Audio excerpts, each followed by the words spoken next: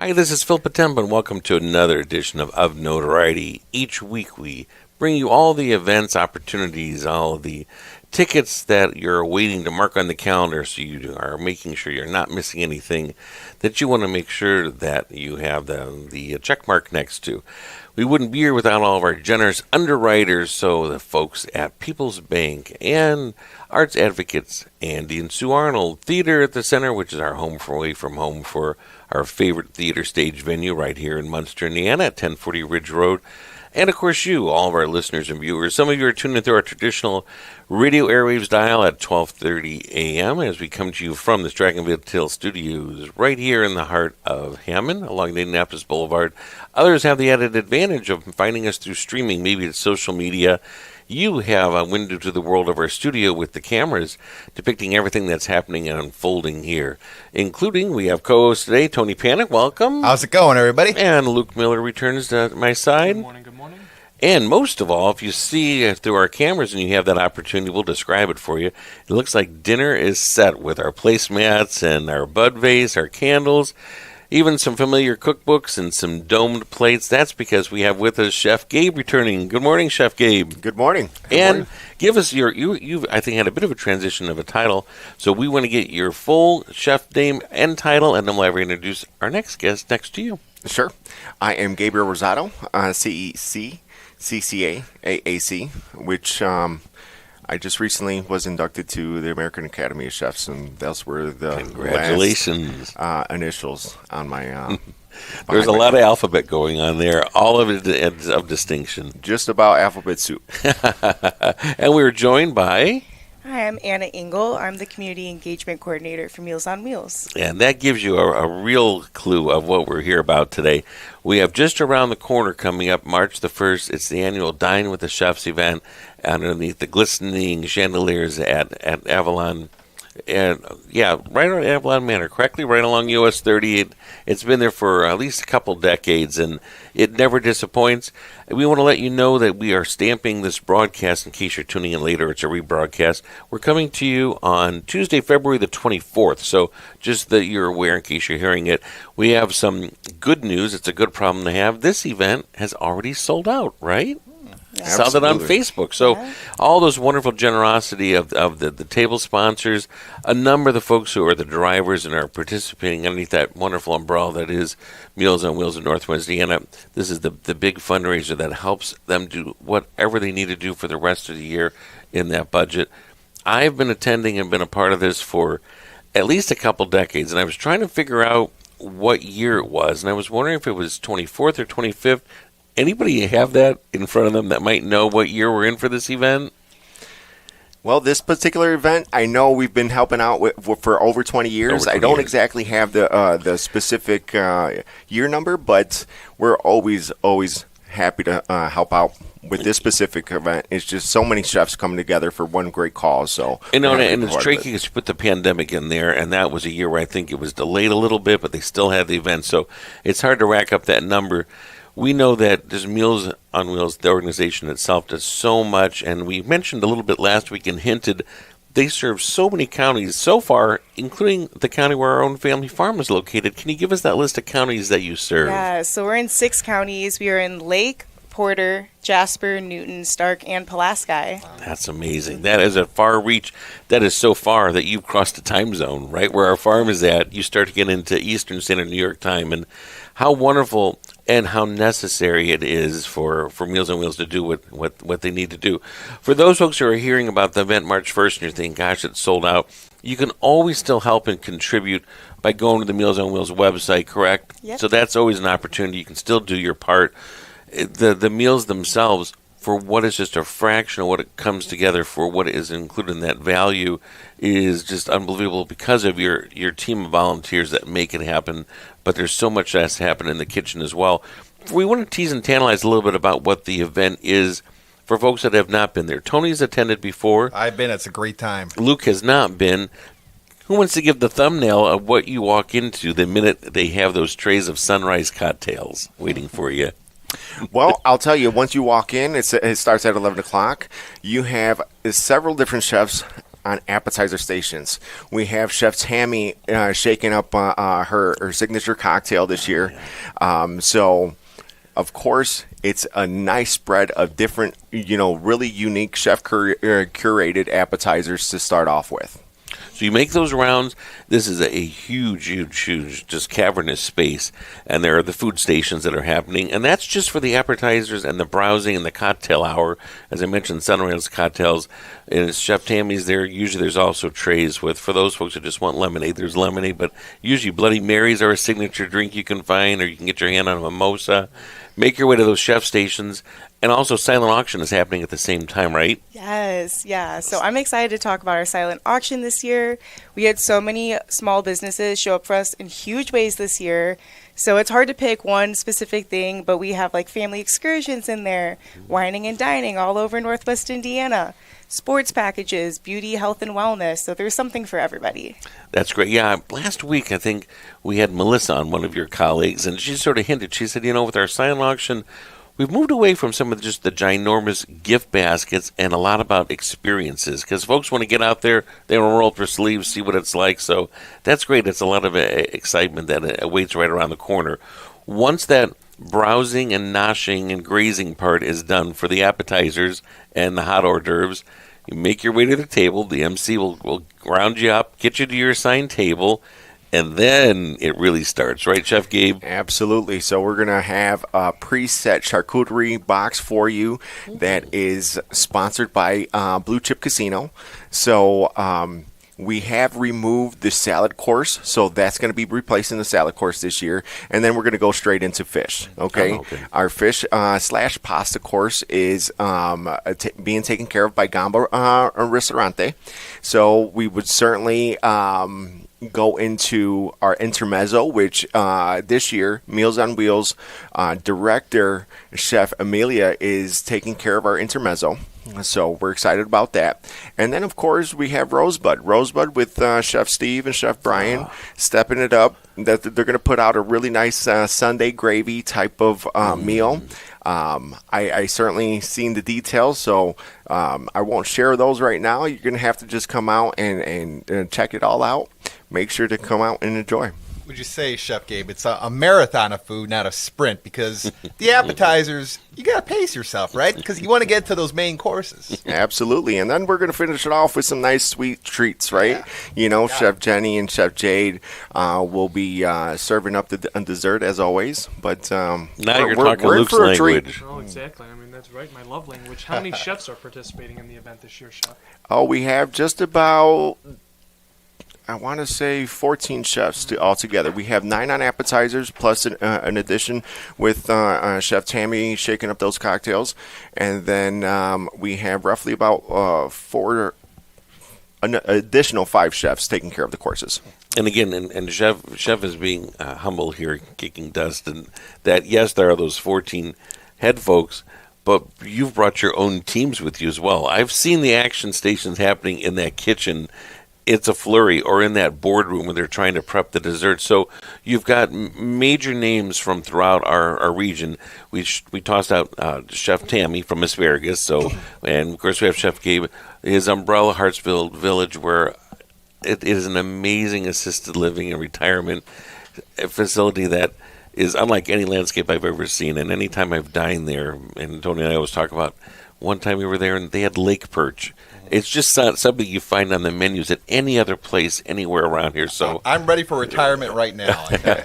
I'll tell you, Lake Perch, it's somewhere up in the 20s as far as dollars per pound. Mm-hmm. So it's certainly a really nice treat that we don't serve too often, but of course, we find ways to incorporate some really nice, unique items into our menu. Chef Gabe, we crossed paths when the Munster Chamber had one of their events there. This is going back a few months, and you did an incredible salad, I remember, that was just phenomenal, and you did a cooking demo at the same time, so we had a bit of a bonus as we were being able to dine during our meeting. So that was always welcome and wonderful hospitality at Hartsfield Village, and it's a huge campus of its own. So we mentioned Chef Gabe. Over the years, the casinos, I have to say, have always been very generous. A lot of times they'll kick it up a notch, and they would help with maybe that steak course or the fish course. So we're grateful to all of those different entities, not just this year, but over the years that have been a part of the sponsors. I know it's a long list. That day we'll be shouting it from the rooftops, won't we? On the screens, in all the messaging and the branding and the billing for the minute you walk in and get that silent auction. Now we have to ask at least one tough question here. It's that Larry King, Joan Rivers type question. Looking back, was there ever a course that one of the, because again, they're all helping out with each of the courses. So even though they might sponsor a certain thing, they roll up their sleeves and they work with a lot of camaraderie to get everything out hot, and it's amazing. The servers there are terrific at Avalon. But one of the things I'm curious about, was there ever a course over the years that seemed like a good idea when you're doing the planning, and now you look back, and even that chef might admit, no, never again. That was too high maintenance. It was too fussy. We're not ever doing alligator skewers again, or we're not doing octopus. Anything come to mind that was one that was a little bit, or no, you've worked through it in advance, and you know what's doable on that crunch? Yeah, unfortunately, I can't really give you an example off the top of my head. I don't believe that we've ever experienced anything like that, because we have so many high-caliber chefs really come together, right? Really working with each other. It's that collaboration, really. And, of course, if there's something that is thrown out on the table that, we're unsure of, or how we're going to execute it, how many people we actually have in the kitchen at that time, we'll work through those issues at that point and then come up with the best route to go, Sure. the best direction. But usually, we have so many really talented chefs that bring their A game, and it's always a fun time in the kitchen, just sharing, rubbing elbows with these chefs, because you don't really get to do that so often, Sure. right? Everybody's the top chef at their own location, so to have everybody come together for this specific event is really something special. And this is a chance to give a shout out for that chef's organization. Give us a little bit of background on that. Sure. Yeah. So I am the chapter president for ACF Chefs of Northwest Indiana. We are one of over 170 chapters throughout the United States. We really focus on certification, competitions, and really just continuing education. We really try to help each other be the best versions of ourselves. So if you're interested in the ACF Chefs of Northwest Indiana, if you're a food industry professional, chef, student, anything, please reach out. We'd certainly love to, connect with you and really work with you. And it's been around. It goes all the way back to the years when we still had our Radisson Star Plaza. I can remember the head of dining services being a part of this organization. So it has, and it certainly has grown over the years as well. We need to do our commercial shout out for the website and information for Meals on Wheels. Someone that's saying, I just retired. That's what I could do. I can help deliver meals. How do we get involved? So you can go to mownwi.org, and you could either sign up there online for volunteering, or you can go ahead and give us a call, and that would be 219-756-3663. Okay, very good. Other questions? Well, I brought up with Melissa last week. Meals on Wheels, it's a lot about that human interaction, too. Absolutely. You're talking to the folks you deliver food for, Yep. so that's just great all around. Gabe, your face is out there all over the region. You're a top chef. Have you ever thought about, going on one of these reality shows and maybe trying to beat Bobby Flay or anything like that? I have thought about it. I actually had Food Network reach out a couple years ago, and it was for the Chef Grudge Match show. And I needed to kind of bring somebody along that I worked with, and it was going to kind of be like somewhat of a grudge. Like, hey, we used to work together. Yeah. You're better. No, I'm better. And, but it never really worked out. But I'm keeping my options open in that regard. Chef Hugo didn't want to do it. It was going to be a Chef Hugo from our Performing Arts Center. We can do that. We're just teasing. Both of these chefs are too nice to be on reality Don't have any TV. enemies. They want a lot of drama and theatrics. You and have a favorite Neither chef would be good. celebrity chef like Gordon Ramsay or anybody like that you like, or growing up? Well, I'll say Thomas Keller, Marco Pierre White, Gordon Ramsay, they're all inspirations, in different ways. They're so talented, but they take a different approach. And Thomas Keller, the biggest thing is cooking is nurturing to him, So and when I listened to that, it really resonated, with the love that we pour into everything that we make, right? Food is our love language. So this is the best way that we can express ourselves as chefs and really, utilize our skills in a really good way. Nice. We're going to throw it back here to the gala that's coming up on Sunday. How much money has been raised for it over the years?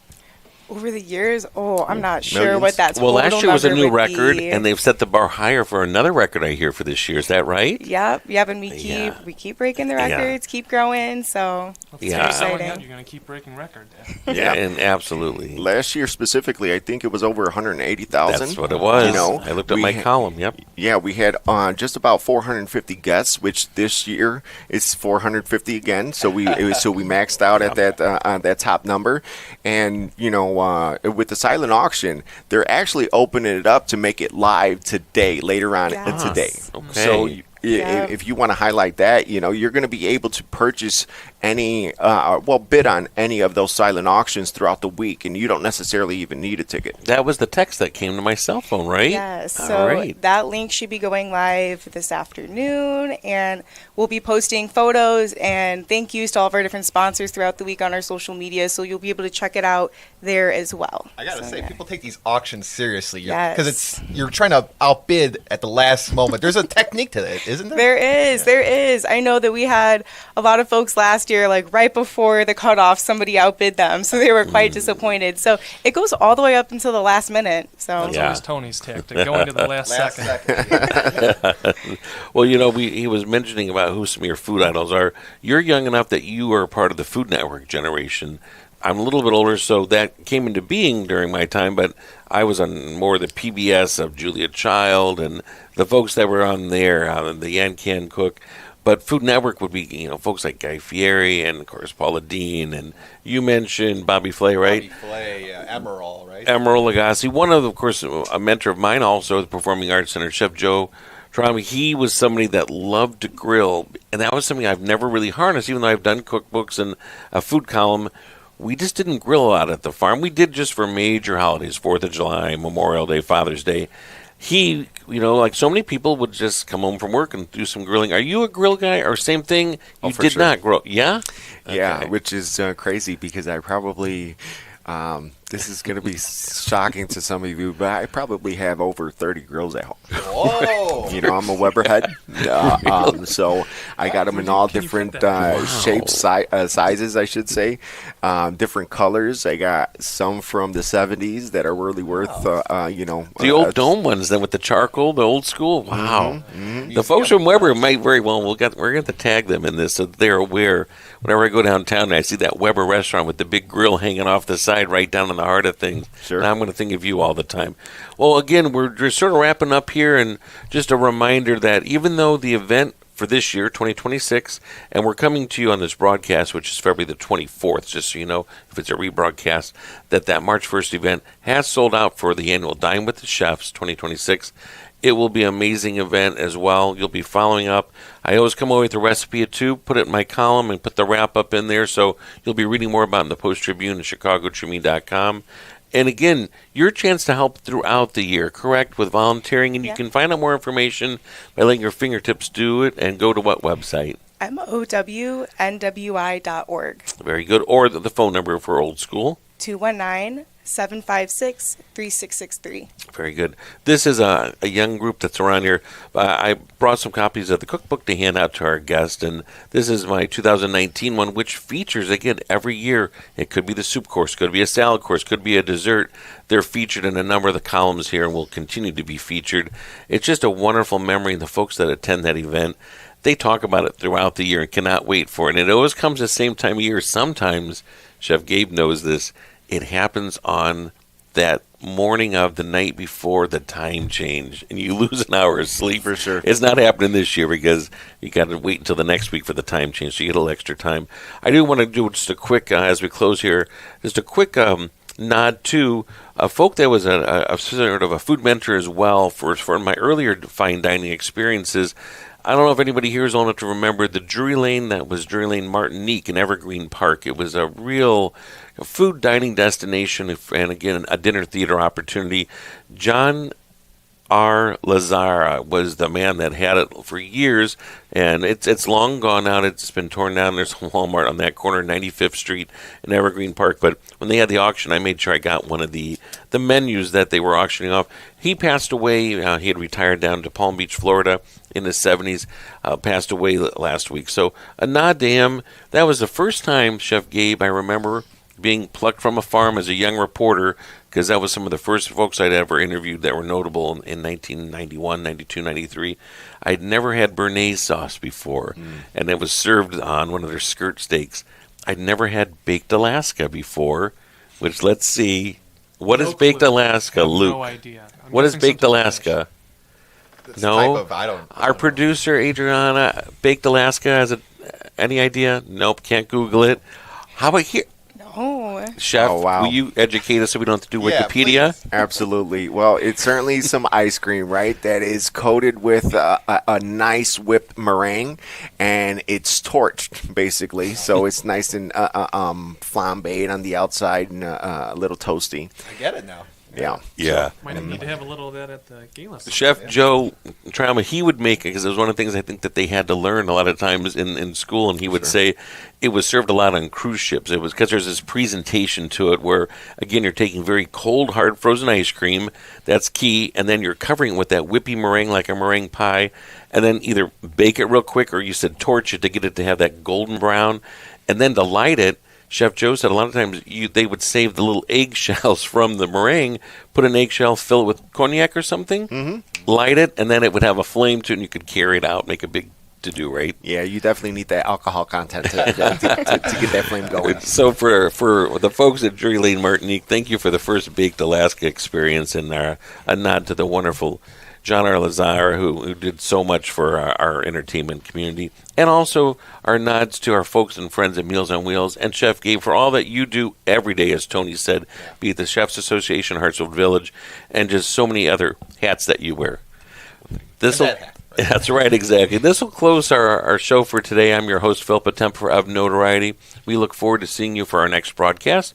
And as we close, as we always remind, we hope you enjoy wherever your path may take you, may it be morning, afternoon, or evening.